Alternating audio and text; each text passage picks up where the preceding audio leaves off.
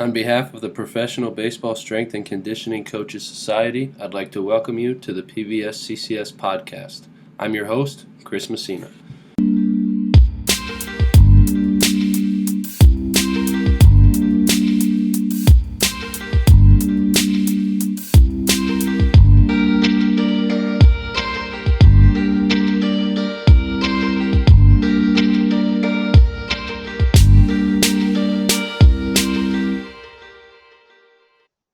All right, everybody. So today's episode is going to be another group podcast chat. So what I'm going to do is have the guys introduce themselves really quickly, names, organizations they're with, how long they've been with that org and or in baseball, and then we're just going to hop right in. So Travis, I'll have you go first, and then the two Bens, you guys can go after him. Travis Robertson with the Cleveland Indians. This is my second year in pro ball, both with the Cleveland Indians.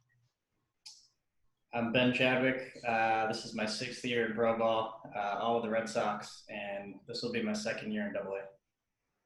I'm Benjamin Loftus. This is my third year in pro ball, and I've spent all 3 years and all 3 seasons with the San Diego Padres. Perfect. So what I want to talk about today is strength training and programming. I feel like I haven't really had a ton of nitty-gritty X's and O's talks about programming. And as I said before we got on camera, I consider you guys pretty strong people and well-versed in programming modalities and things like that. Just talking to you guys, getting to know you guys. Ben has been my lifting partner in spring training and everything. So with that, we're just going to go into kind of our own current programming. And then we are going to go from there into how we program for our athletes and if we differentiate that from ourselves. And then we'll just kind of talk about different programming modalities, percentage-based, velocity-based, all that good stuff for athletes. But first, let's talk about our own programming. I think, Travis, if you can kick us off, I've seen you pull 700 on Instagram. So you're the king of the castle in this group chat, and I want to hear what you're doing, my friend. Yeah, so obviously things have changed a little bit since we left spring training. Spring training is tough for me. We got to train at 4:30 in the morning, so to try to max out all the time is a little difficult. But over the past year, I've kind of geared my training more towards a conjugate style. Been pretty beat up the past couple of years trying to do powerlifting competitions. So it's kind of allowed me to get most of my recovery in doing a conjugate system. But for the most part, I've always been a guinea pig. So I've tried everything from the cube, built to the hilt, progressive overloading. So I would say the conjugate system is going pretty well. It's usually based off of a heavy bench day followed by a heavy squat day. And then I'll have a speed bench day followed by, usually it's speed squat and a heavy deadlift based off how I feel. The older I get, it kind of just goes off how I feel that for that day. Yeah, like you said, for me, most recently, I was obviously lifting with you in spring training. For the last year or two, I've been a little Aaron Osmus influenced. I did Dead December in February. As you know, just tortured myself every morning for a month.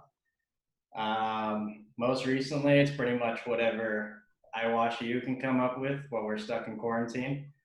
Like today, I walked my golf course and I did 10 push-ups on every hole and just snuck in 200 push-ups somehow. It's literally as creative as I can get. I did 100 TRX row reps for time yesterday. Like, it's literally I'm trying to find a human that'll let me touch them so I can squat them, but I don't really know what else I can do right now. So I don't know what you guys are doing while you're kind of stuck in the house, but. Nice. Yeah, so during spring training, actually starting back in early December, I decided to kind of shift gears. I was kind of more of a power lifter in my programming, but I started to shift gears more to Olympic lifting, and I'm actually looking at doing a competition in October, depending on how the world is turning at that point. So and I actually don't program for myself right now. I kind of skew things, but when I got into this, I had a buddy, his name's Stuart Young at Kansas, who'd been bugging me forever that I need to get on a platform. So I said, okay, if I'm going to do this, like, I need you to help me because I'm not familiar with programming for competition. So kind of what mine looks right now, it's actually very similar to what Travis was saying. It's kind of conjugate based. I do my max effort Olympic work Monday, followed by a heavier upper body day. I snatch and I do my clean and jerk in the same day, which I think is actually really good because it mirrors competition. And then my day 2 is a heavy squat day. And then day 3, I do some sort of mobility flow with some bar work. Thursday, it's my technique work. So right now I'm doing pause snatches. It's a pause snatch and then a no foot snatch. And then my clean and jerk work is I do a clean pull and then hang clean and then a jerk. And then I have a more higher volume upper body day after that. And then my last day of the week is my front squat day right now. And I wouldn't say it's necessarily dynamic effort, but it's lighter intensity, a little bit more moderate volume. So try to go Olympic, strength day, Olympic, strength day. It's just kind of how I've been rolling. I've had a lot of success with it. It's been good. Yeah, I probably should have prefaced this talk with we're all kind of locked away in our homes because of the coronavirus. So maybe I should have asked what we were doing before we were in lockdown. Although to toot my own horn, I do have a gym at home, so I'm doing the exact same programming I was in spring training. My bad. So for me, I'm doing a lower day Monday, upper day Tuesday, Wednesday is mobility, recovery, depends on the day, how I'm feeling. Thursday is a big power day for me, so I've been including a little bit of Olympic lifting. So Ben, we may be talking more about some of that. Plyos, things like that. Friday is similar to Wednesday, and then Saturday is a work capacity day for me. A lot of shuttle running, heavy deadlifting, overhead pressing. I used to call it like my strongman Saturday, but I started incorporating some higher volume of running as well in spring training and starting it really early. Travis, I know you said you don't like the early spring training thing, but I actually like thrive on the early mornings. And Ben can attest to how early we start on Saturdays. It's borderline psychotic. But yeah, my goals right now are more vertical jump based and trying to improve some of the power output I have. I've done the whole heavy lifting, get as strong as I can for a really long time, to the point that sometimes I feel stapled to the ground, and I miss feeling athletic. So for me, I've been incorporating some stuff that makes me feel a little more athletic. Yeah, and I, to be honest, I have a bet with one of our strength coaches that he thinks I can't dunk. So we're working on trying to dunk a basketball. So that's really the only reason I'm doing what I'm doing, but it has been pretty good for me, and I feel pretty good. Body composition wise, just walking around, I feel a little bit better. And honestly, my strength has gone up with all my lifts too, just moving some stuff faster than what I'm used to. So, Travis, in terms of like comps and stuff for you, and even Ben, I know you said you're getting ready to compete. I know you're not there yet, but like tapering for a meet, are you doing anything like that, or have you in the past? That's one of the things that I've really kind of struggled with myself, like tapering to a point where I'm at my strongest. Yeah, so usually a week out from a meet, I won't really do anything. I'll maybe touch a barbell with maybe 135 on it for all 3 lifts. But 2 weeks out is usually when I'll hit what I think are going to be openers for me. Usually the squat and the deadlift are the furthest away from competition. I've even hit bench openers like a week and a half out. But leading up to the openers, the last 2 weeks of kind of heavy training, I will hit an overload. For squat, I'll usually just take something 150 pounds over from what I'm expecting to do and just kind of walk it out and hold it. Bench, maybe hit some reverse bands, just an overload to overstimulate CNS. I've kind of played around with that in the past at my old job a lot, and I found that to be pretty helpful, just so you're overstimulating yourself. So then when you get to your openers, everything seems easy. Because like in powerlifting, the rule of thumb is your first lift should be something you should be able to triple. So it should be easy. Theoretically, it should be easy, yes. Yeah. Either Ben have anything to contribute here? Benny Chadwick, I know you've competed in powerlifting before. Anything from either of you guys on this? Yeah, I mean, me and you have talked about this before. Like, I feel like tapering something both of us have struggled with. Like, I feel like I've always screwed the taper up. Like, I might have stretched it out a little longer. Like, we both had that conversation, like week 3 Squattober, we feel like we could PR right there.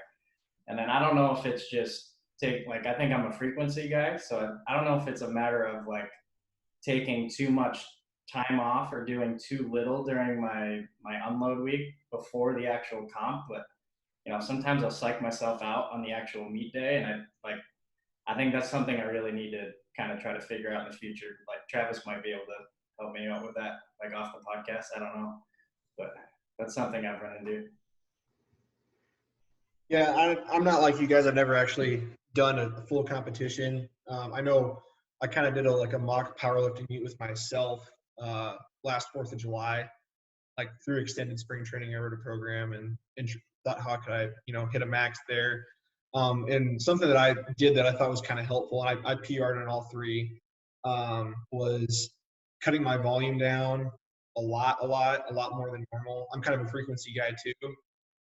So when you're hitting that optimal range of 7 reps on 90+%, like just hitting 3 singles, 3 minutes rest in between, about 2 weeks out, and then the week before, I had done a lot of auto regulation with velocity. So I dropped 15% of whatever I hit the week before, and I tried to just move it as fast as I could. Or I ended up hitting 3 doubles on every movement, and that way I still had like feeling of speed. I still had the motor unit recruitment going on, but I was stressing more neurally than I was stressing like actually musculoskeletally. So that way I felt like the nervous system was still going to be able to respond well. And it did. Once again, total fluke. Like first time I've ever done something like that, but definitely helped, I think. So yeah. I'm a huge volume guy in my training. So when I don't lift or like I cut weight back, I feel like I'm in panic mode and I'm like, I'm not going to be strong. And like, I know it's something I need to switch out in my programming, but honestly, like Louis Simmons says they could walk to a platform or a meet anytime and compete whenever. And like, I feel like I'm there. Like I've never had a point where like, if I deadlift 550, like if I took 2 weeks off, I could hit 600. Like, I just feel like when I hit 550, that's what I could hit. Like whether I'm feeling good, feeling bad. And I know that's not correct. I just haven't mastered a taper yet. So that's why I ask you guys, because obviously you guys have done it and you've had good results with it. And I just haven't found what works for me yet, basically, is what I'm getting at. Yeah, I think whatever works for me isn't in a book somewhere. Like correct. Yeah. I have times where the taper works really well and I hit all the numbers I thought I was gonna hit, and I have like December, like you saw me, I just psyched myself out that day and I got stapled to the floor. So Yeah, I think for like us being strength coaches and like working in a weight room every day, like the mindset is probably mental part of it is probably the hardest part of tapering. Like, because early on when I first did competitions, like I wasn't working in a weight room. So I'm like, I should be lifting today, not, hitting mobility stuff. Like, so that was the biggest struggle. And I still struggle with it, even if it's supposed to be an off day of, still working in a weight room, but not lifting. You almost feel like you need to be doing something. So it's like almost the mental aspect is the hardest part of tapering, because you think you're getting weaker, but like, you take those 2 weeks off and you actually feel great on the platform. Like any strength competition is a long day. Like for powerlifting, lifting will start at 9 and sometimes you're not hitting your deadlift till 5 in the evening and stuff. So like, the rest in the taper, I would say, is probably just as important as what you do during the training cycle. Yeah, and it's like I said, we're in the COVID crisis right now, and everybody's locked in their homes, and everybody's panicking that they're going to lose their strength. And then, of course, there's the voices of reason that are like, listen, in 2 weeks, like you'll still be okay. You'll still be pretty close to strong or even stronger, especially if you start doing some other mobility stuff that you've neglected, or improving your sleep or your eating or whatever. Like a couple of weeks, you might actually be stronger. And for me, like I said, I have the home gym. So it's like I could walk out to my backyard and lift whenever I want. And I think my volume is going to end up going up. Like I said, I'm a volume guy, so I can do 2-3 sessions a day and like feel good about myself. And I'm almost like nervous for myself at this point, versus like maybe I should only be doing some bodyweight stuff sometimes. I think another thing that is important to remember with the taper is, since we are strength coaches, we're constantly looking for ways to solve problems. Like we're problem solvers by nature. So if we feel like that we're not taking steps forward in training by actually training, we think we're taking steps backward. And I think sometimes we neglect the mental aspect of what am I mentally doing to prepare myself to hit that load next week? If I'm not training, so like I'm not as tired at night, how am I like, maybe what am I reading or what am I digging into that's going to like mentally tire me out? So that way I can actually still get the same amount of rest. Or like, what am I not seeing on the floor with my athletes that I should be coaching up? Or what in my training have I learned that I can be now taking to my athletes that's going to help me continually keep a rhythm of overall like lifestyle load? I think sometimes we confuse taper with just the weight room. Like our lifestyle load should be about the same, so we get the same amount of rest, so we feel like we're still in a routine. I think that's something I always struggle with when I cut back volume a lot, or I'm cutting down like my training frequency, is that I'm just very like restless and like antsy, and it's because I'm not exhausting myself. I need to find other avenues to exhaust myself. Yeah, really valid point. Like I said, for me, spring training, I thrive because we talked about this when you were at my house the other day. Like my routine is exactly the same every day. And the one day I really struggle with is Sundays, because I can go to bed a little later on Saturday if I want, or sleep a little later in the morning because I'm not lifting. And then I get to the yard and I'm actually like kind of in a funk, like I'm out of it. I can feel myself not coaching as well or not being as observant just because I'm off of my routine. So that's a valid point. Like if your volume is going down and you're lifting, you still want to keep a similar life routine and find other ways to kind of get those stimuluses. So I had never thought about that, but that is a really good point. Yeah, So, for sure. Oh, go ahead. You no, got it. go ahead.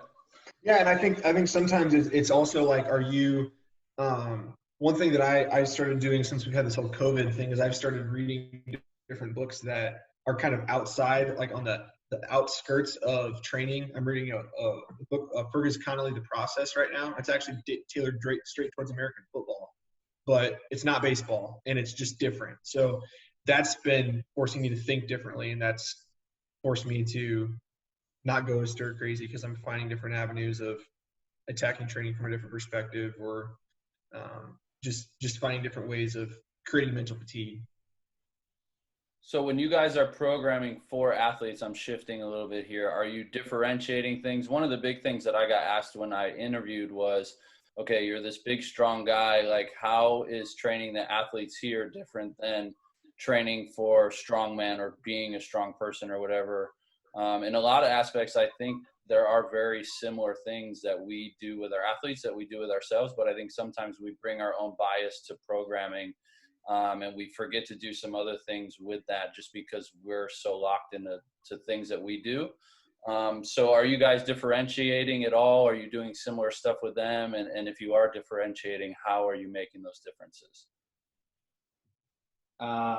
Yeah, I mean, I think a lot of the principles are the same, athletes are us, but I think we need to take into account that like we're all strength specialists. So like for powerlifting, like everything I'm going to do is going to be based off a squat, a bench, a deadlift, all its derivatives and parts. Like I'm not going to be doing a lot of strength endurance work. I'm not going to be doing a lot of light implement power stuff. I'm not going to be doing plyos.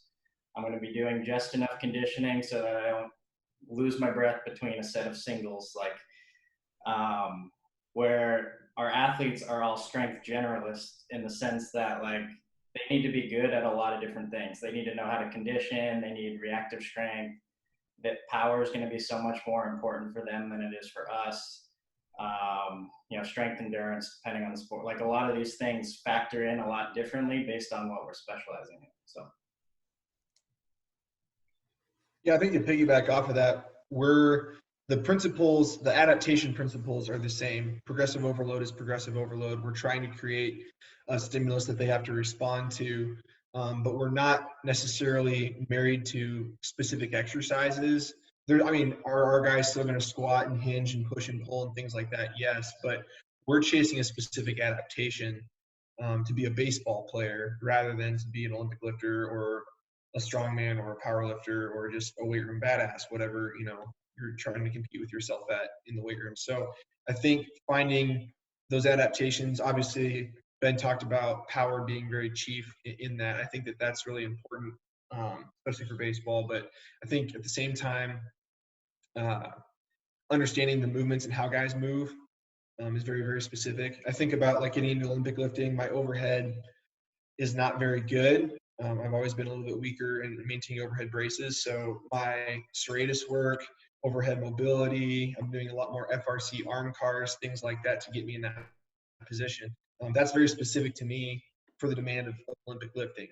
But if we got guys that have tight hips, we have a catcher who has tight hips, like his program is going to look different than a pitcher who's hypermobile from the waist down.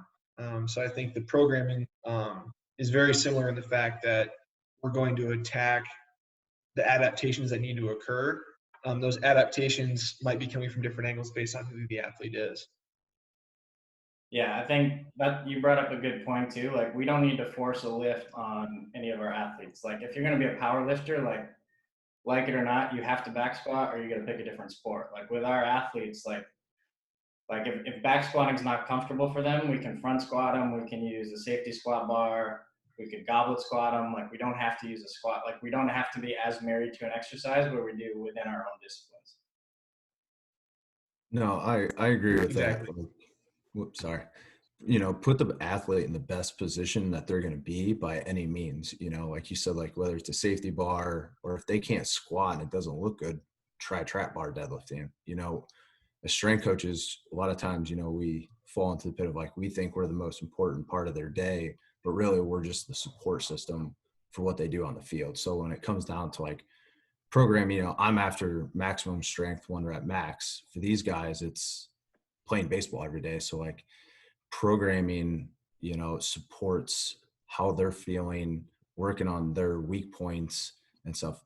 In the end all be all, what's going to help them perform on the baseball field. So I agree with both of you in those aspects of like, put them in different positions that's going to lead them to success and not force something. Like one thing that I guess my programming or my style of lifting has helped me is like cues, like with the squat and the deadlift. I would say like things that I've picked up cue wise from like other training partners or found myself has helped my athletes of like, if a guy's squatting and stuff with their hand position, well, let's try this hand position. I've seen it work, where you're not going to really get that in a textbook. It just comes through lifting yourself. Yeah, well, like you said, we're all guinea pigs, right? And so for me, piggyback on everybody, first and foremost, like when I was younger, one of the big mistakes that I made looking back now was like I was married to exercise. I thought everybody had to do this, this, this. And I was very stingy about not wanting to change things because I thought if I'm going to get the adaptation, this is the best way possible. Well, it's a lot more gray versus black and white with that. And now, especially like being up in AAA, like you see guys that come from other organizations and they're older and some guys can't squat to depth. Some guys like front squatting or whatever it is. Like there's differences in all of their programming and what they like to do and what works best for them. That was one of the big mistakes that I made and the adjustments I'm starting to make. And then the other thing, like you said, we are all guinea pigs and we learn from others and being in the weight room. Again, this is why I wanted to have this conversation with you guys, because I know you're all well invested in the weight room. Like you learn from the other people that are lifting around you. Ben has given me cues during spring training to help me with stuff. I've given him cues. We watch video together of our lifts. Like there's a lot of value in just being in the weight room around other coaches, even on days that you may not be lifting heavy squat, deadlift, bench, whatever. Like you might have a mobility day and somebody might have a mobility exercise for you that you can use with your athletes. And I think there's just a ton of value in being in the weight room and like getting in the trenches, being under the bar and being around other people that have similar mindsets that, hey, we may not do this with athletes, we might, but it's definitely going to help me. And then if it can help me, like maybe I can twist it to find a way to help an athlete. So for me, I'm in agreement with all of you guys, man, for sure. To go off of that even further, I think like a big thing that all four of us have in common is that there's a competitive mindset in the weight room, not only as a lifter, but also as a coach, in the sense of it's not like I'm competing against anybody else, but I'm competing with those around me to pursue some sort of a goal. And I don't write a training cycle just to randomly go out and sweat. Like I write a training cycle because I want to see if I can hit a certain number in a lift, or if I can, improve my vertical or get faster, or if this is going to work specifically for my athletes. And when we go into that mindset in our training, it increases our mindfulness of like what we're pursuing and what we're putting on paper. It's not just, you know, X's and O's and numbers anymore. It's what am I feeling when my body's doing this? And then furthermore, when you're being competitive with those around you, they're going to be able to expose that even more of like, hey, what did you feel in this lift? Well, I felt this. Like I was going down on a squat and I felt my weight shifting back. Okay, well, I noticed that you lost your brace. Well, you might not have been thinking about your brace. You might have been just thinking about your feet. So that he's just exposed something else that, you know, you're better together. And I think that's the beauty of having a competitive mindset in the weight room. Not that you're better than other people, but that you want everybody around you to absolutely, you know, achieve and pursue their best. And then when you have that mindset in your training, that's just so contagious that you can't help but put that on your athletes.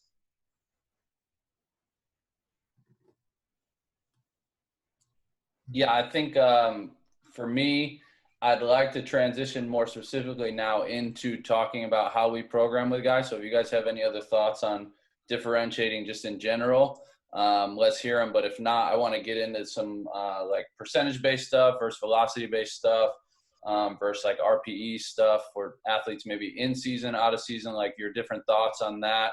And then we can kind of roll with that. So if anybody has any thoughts before we get into that, let me know. And if not, we can just dive right into that stuff.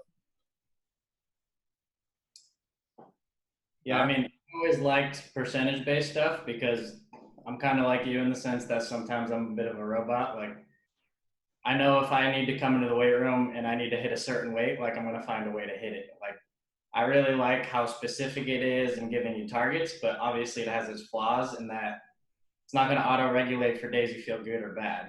I think that's one of the beauties of velocity-based training is that it's going to change day to day based on like how primed your system is, what happened to you the day before, how much sleep you got, like whatever it is.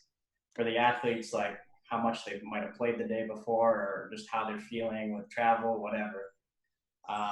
But I think the big flaw with velocity-based is sometimes you might see a speed and you might not know exactly what you're going to work up to that day. So there's a lot of trial and error when you're working up to a weight and you kind of got to figure out with a guy like what you're going to get to.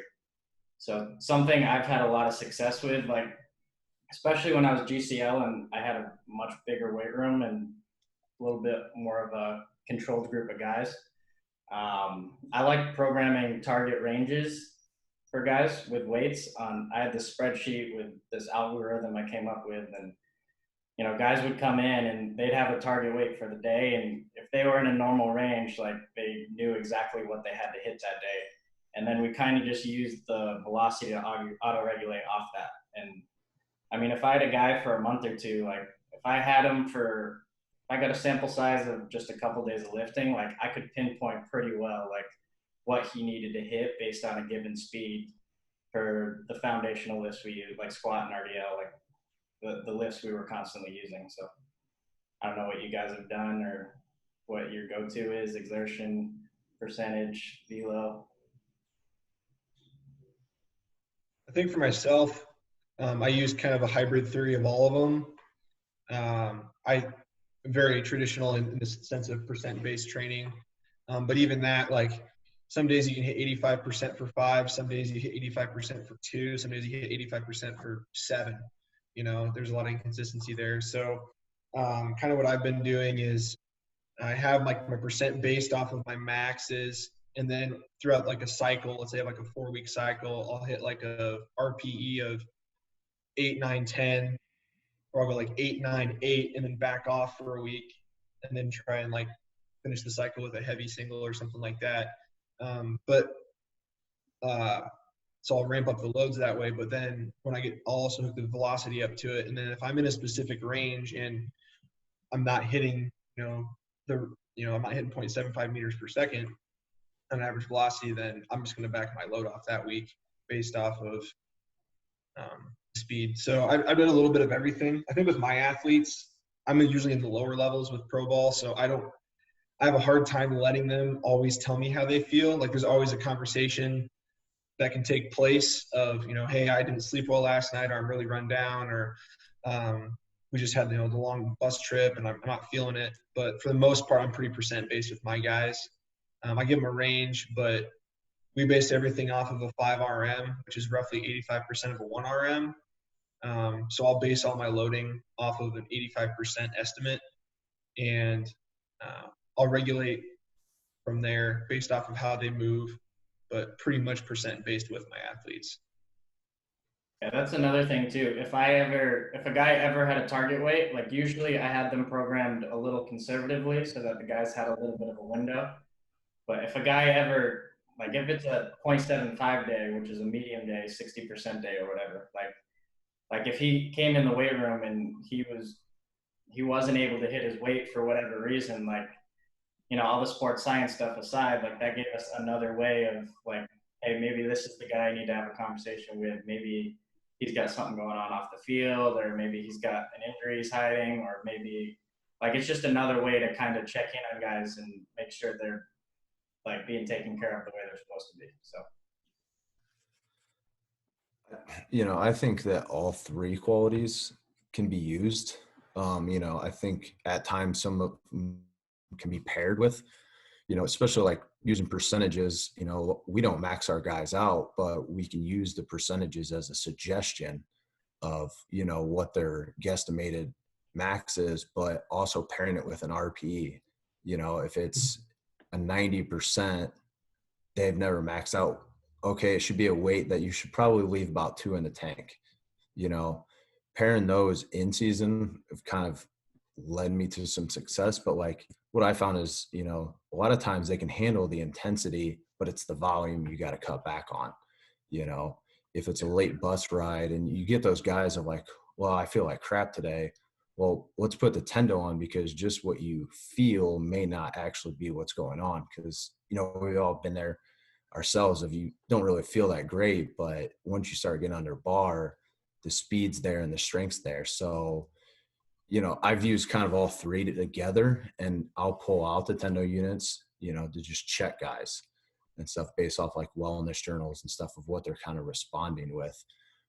You know, I think in the off season, the percentages can be a key, but then maybe switching to a velocity base kind of right before the season starts, but then combining the qualities during season, whether it be percentage and RPE or percentage and velocity based training, kind of just paired together.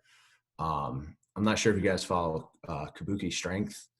A guy named Brandon Sen kind of put together a model, kind of combines the RPE, velocity base, and percentages into an auto regulation model. So it shows at what percentage of what reps the velocity should be at, how many reps should be left in the tank. It's kind of a cool model that I found a couple of years ago, and I've kind of always reverted back to when using all these things. So the Red Sox guys on this call are definitely in on the Kabuki strength. They just came and visited us in spring training pretty recently, and then I don't know if you saw, but Duffin squatted over 1,000 for 3. So we're all pretty jacked up about that. But no, for me, there's good things and bad things with all of them. And I think you can use them all. You just have to understand what the negatives are. For me, the big one with RPE that is kind of a drawback is a lot of people don't know what a true 10 is, or an 8 or whatever it is. Like you can say, oh, that was really hard, but it was like, well, how hard was it? You know, all of us on here have definitely gone into that level where it's like, I literally can't do another rep, or I very well may die. But a lot of people haven't gone there. So their RPEs get a little bit skewed in my mind.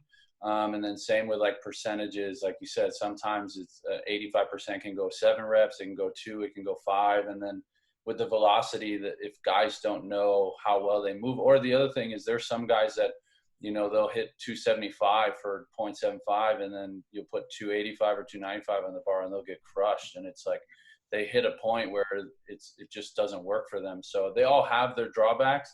And obviously you guys all touched on their benefits as well. For me personally, I like RPs in the off season. I like percentages in the off season.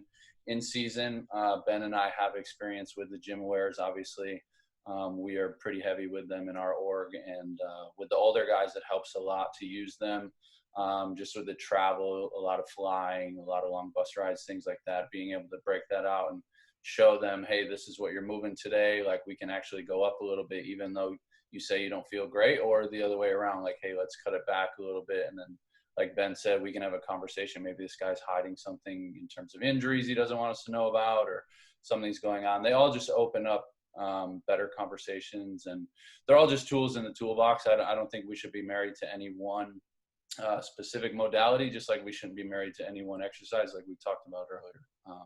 So, I mean, that's just me. I don't know if you guys agree or not, but those are just kind of my thoughts on all three of those. They're all valuable in their own ways, and they all have, setbacks in their own ways too. Yeah, I like the point that you hit on there is that I think every single one of them has some capacity to create more autonomy with the athlete. If you base things off of percentages, then you can tell them this is based off of what you hit in spring training. Remember how you felt in spring? How do you feel now? You can compare that. I think the same thing with autoregulation with VBT is that this is how fast you're moving. It gives them a specific gauge of, like, remember how you felt then, this is how you feel now. And it helps them take some sense of ownership of their training. Same thing with RPE. That felt like a 10. Okay, well, percentage-wise, you should have been able to do 4 more reps. So are you feeling tired? You can use all 3 of them to kind of help them compare and understand. It gives them more ownership, because a lot of times I think athletes, I mean, whether we like it or not, baseball guys are in the weight room. There's a high chance they're probably thinking more about their swing or their last bullpen than they are really thinking about the set they're about to hit on dumbbell 4 press or whatever it is you have them doing. So being able to give them more of a quantitative principle to relate to is going to help them connect the dots faster to understand how this is affecting their performance and how their body feels.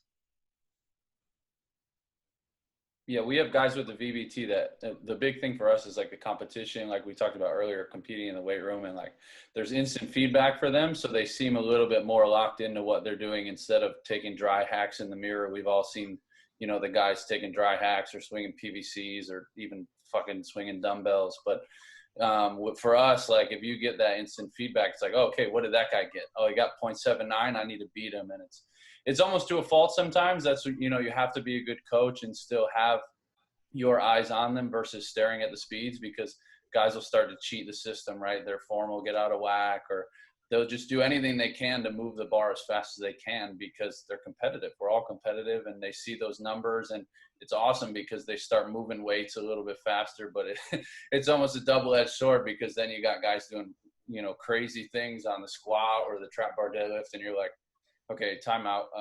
First, let's have the form right here, and then we can worry about, really trying to get that speed. But for us, we've had really, really good success with it. A lot of our programming is based on it. It's gotten to the point where everybody in the org knows the gym aware and the velocity stuff. And we've had guys like, hey, can I put it on my pull-ups? See how fast my pull-ups are? Can I put it on like bicep curls? And it's like, but it's, it's like they're bought into the system. And I think that's the biggest thing is if you can get them bought in on the system that you're presenting, and like you said, it gives them autonomy and it connects the dots for them on why their training is valuable. For me, that's the biggest thing, whether it's percentage, RPE, velocity, whatever you're using. Like if you can get them to really buy into what you're doing and get out what you want out of them, I think that's a win for everybody on your staff. I also liked what Travis said earlier about cutting back on volume being super important. Players really do, like if the evidence is showing that they are fatigued, cutting back on volume is something that they usually want to hear. And if you can have statistical evidence to give them as to like why that's a smart idea, that's a huge win in a lot of ways. And if they can do less in the weight room, that's going to have a greater impact on them in the field. That makes them feel like they're able to focus more on the field. So it just kind of helps connect that, weight room to performance relationship further too.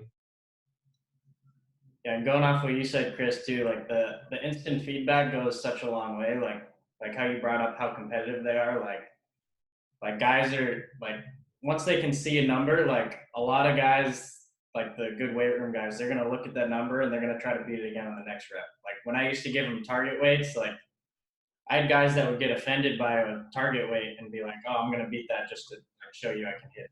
It brings a different side out in guys where like if you don't have that, like you're not gonna get it from them, if you know what I mean.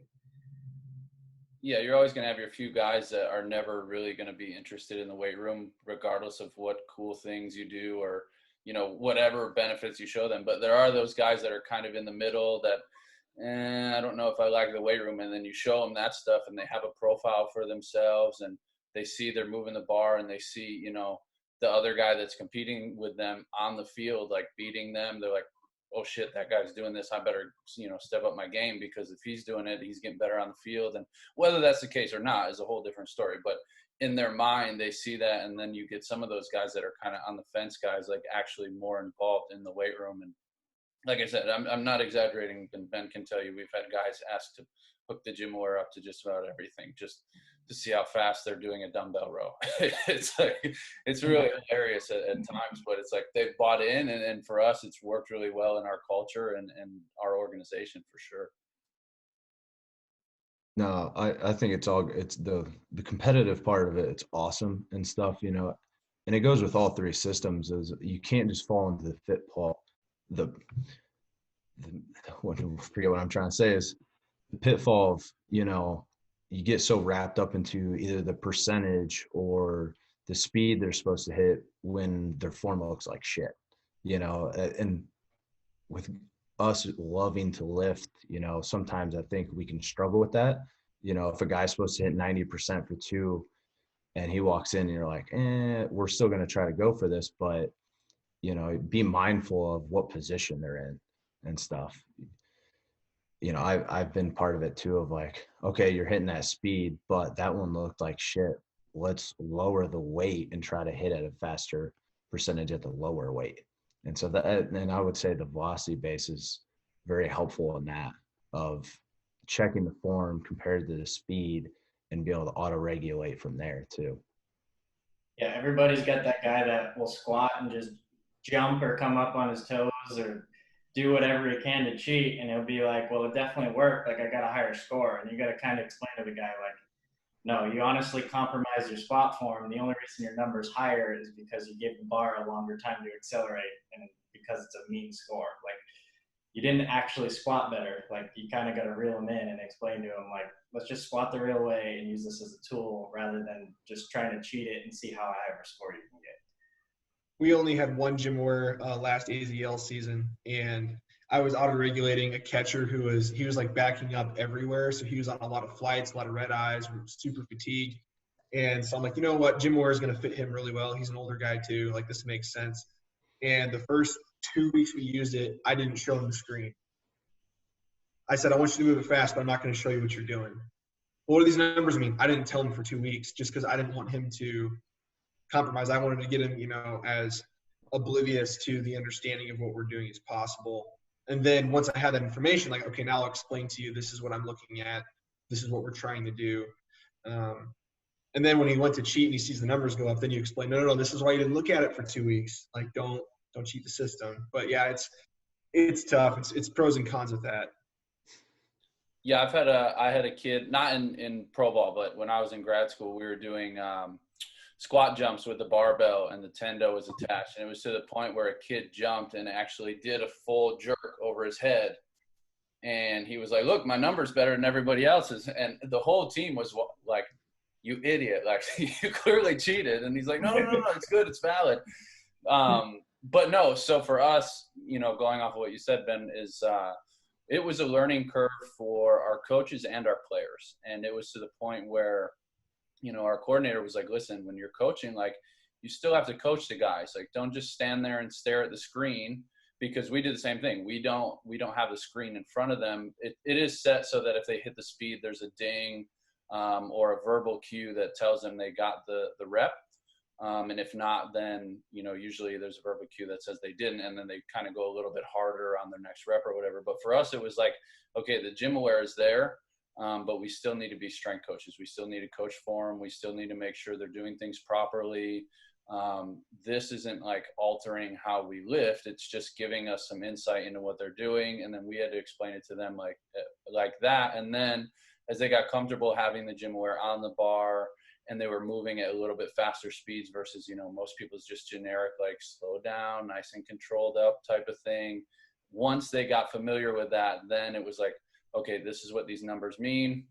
this is how we can use them. And like I say, this is my 5th season with the Red Sox, and it's been a progression over those 5 years to the point that we're at now. It's not an overnight thing where we just rolled out the gym wearers and everybody was fully invested. It's taken, the better half of 4 or 5 years or whatever we've been doing it, for guys to really be bought in. And now every time a guy goes to the rack, he puts his name in, he gets his set, he changes his weights for himself on the gym wearer. Like, he looks at his speeds, he understands what he's looking at versus like just jumping right in gung ho and everybody's all on board. Like, it's taken years for the process really to develop for us and kind of hone in on what we've been doing for sure. Yeah, other Ben brought up a good point. Like, these things aren't exactly cheap either. So like I had the same experience that Ben did, and I used to run extended and I'd only have one gym aware to split between, I had points where I had close to 70 guys, depending on what the rehab load was like. So like, you kind of have to get creative with how you're going to use it. So usually, like, I would have, like, if the guy had the target weight, he'd come in, like, first, like, these are the warm-up racks. Like, your first working set is with me here. We'll see how you're doing, and then I auto-regulate you, keep the weight the same, drop it, put it up higher. Then I would put guys on a different rack. So you're only limited by how creative your mind can be. But, if you only have 1 or 2 of these and you have 1 million guys, or you might run into like, hey, I need it for squat here, I need it for hex bar over here. Like, you got to pick and choose, like, where is it more important that day? Yeah, right on, man. I've worked together, so I know the struggles that we've had with them. And like I said, it's been years of us kind of honing in and trial and erroring and figuring out what's worked best and what hasn't, and what practices are good and what practices aren't, for us to really hone in on how good we've gotten it now. And I know other organizations are starting to use gym awares as well. And those conversations are starting to develop more and more about velocity-based training in baseball and the auto-regulation aspect of it. But like we talked about, I mean, you can auto-regulate a lot of things with the RPE. You can regulate with percentages and everything, even like looking at a Prelopin chart. Like, within a percentage, there's different sets and reps and total volumes that you can hit at given percentages. It's not like, this is the percentage you're doing, you must hit these reps. It's like, you can still develop ranges for those. So like we talked about, there's good, there's bad with everything. And you just kind of have to understand what it is you're looking for with what you're using, and use what you have to your advantage. Oh, definitely. And I think, like Travis talked about it earlier, that Kabuki chart, like I compiled a Prilipin chart next to an RPE chart next to a VBT chart. And it's just kind of like, you look at that and it's like, is there any one number I'm looking on here that has all the answers? No, but it can help me narrow my focus of to what range makes sense right now. And then when I have that information of, okay, I need to be hitting somewhere between, 15 and 18 reps right now.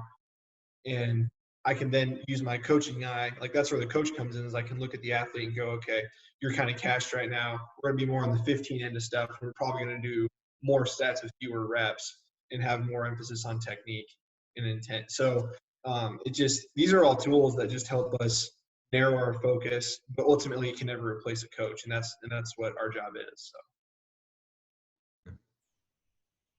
Unless, of course, it's Westside, then they always have the same wave, right? Travis, you know what I'm talking about. Guys, if there's anything else that we want to add before we get off here, we've been at it quite a while here. Like I said, I was really excited to have this one. I haven't had too many nitty-gritty programming and strength training talks on here. So I appreciate you guys coming on and sharing some thoughts with me. And if you guys got any closing thoughts before we head out, feel free. The floor is yours. And if not, we'll wrap it up, and I'll be talking to you guys soon. So I'm kind of curious, just because I have never lifted with any of you guys. What are some of your like favorite accessory work movements for different lifts? I think something that I've kind of plateaued on is my deadlift, and I'm always looking to improve it. So I'm just kind of curious if you guys have any like specific accessory movements, like, yeah, this one's money, this is why I do it, really believe in it, anything like that. Kind of curious what Travis has got on this. Yeah, Travis, we're all looking at you, bro. We're all looking at you, man. You got the biggest deadlift here. I would say for deadlift, I mean, it's kind of My always go-to have been heavy RDLs and heavy good mornings. Usually I deadlift once a week, but I will cycle those as a secondary movement. I've done rack pulls in the past, but also ran in that pitfall of I just want to put the bar where I'm strong at and not where I'm weak at. Um, I personally hate them, but deficits have worked for a lot of guys I know. I know even in Olympic lifting, I've had people in the past tell me they've used deficits of just pulling off of a plate, whether it's a snatch grip or a clean grip, just to get that push off the ground. Um, I'm big on the posterior chain. So, with the good mornings, I usually don't use a straight bar. I found that a cambered bar or safety bar is my favorite with those. If you're lucky enough to have a Buffalo bar and you want to spend $600, that one's about the best. But those are my usual go-tos for building the deadlift. And for me, I've never been a high volume guy on deadlift. I mean, if you program me a set of 8, I'm going to do 2 sets of 4. I've never liked going above 5 reps with that. So for me, I think just pulling singles and doubles and just changing where the bar starts or using bands has helped my deadlift go up in the years past. And I guess I'll add another thing. Like, one thing that helped, I deadlift conventional, but when I started doing sumo deadlifting with my conventional, just kind of like all my build-up sets of just rotating, both of those made my conventional deadlift go way up of just using a different style of deadlift. For sure. Awesome. Good to know, man. For me, same with I'm big on the posterior chain stuff. One of the things that gets overlooked, I think, and I think is one of the best pieces of equipment. I'll give you 2. Reverse hyper, if you can use it, is tremendous. And then the other is a 45-degree back extension. We have one of those at the local gym here, and I'm trying to find one for my home gym. I don't know what it is, but just the angle hits hamstrings, glutes, low back, perfect for me.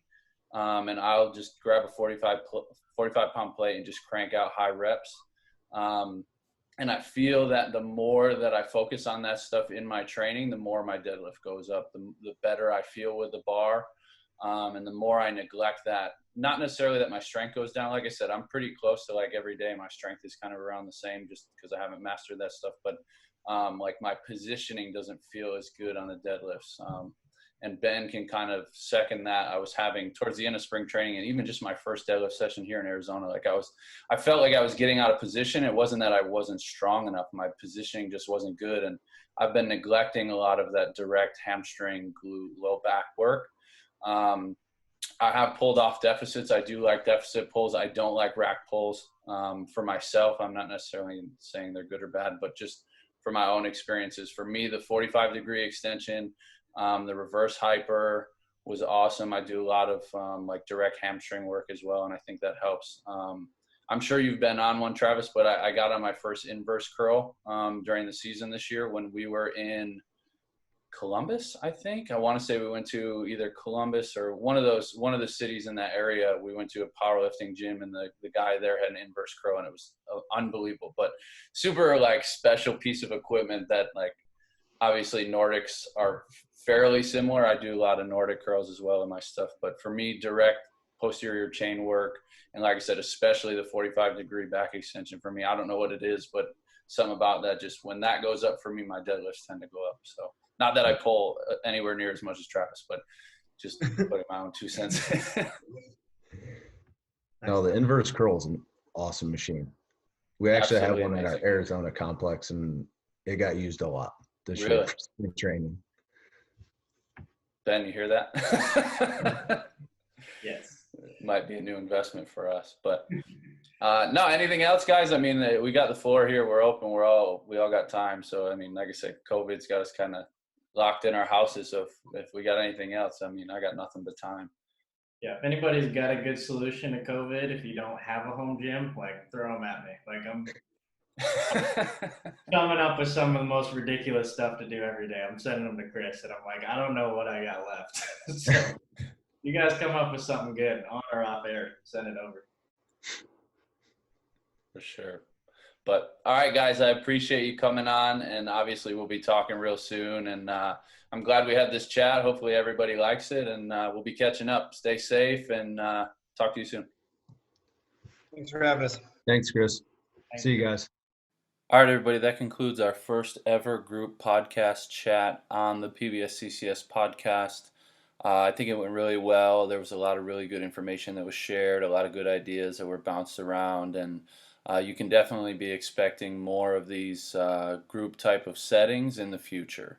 3 things that I took from this episode with these guys: be your own guinea pig, understand the difference between strength specialists and strength generalists, and understand adaptations and movements over being married to exercises and programs. With that being said, I hope you enjoyed this episode, and we'll talk to you again on the next one.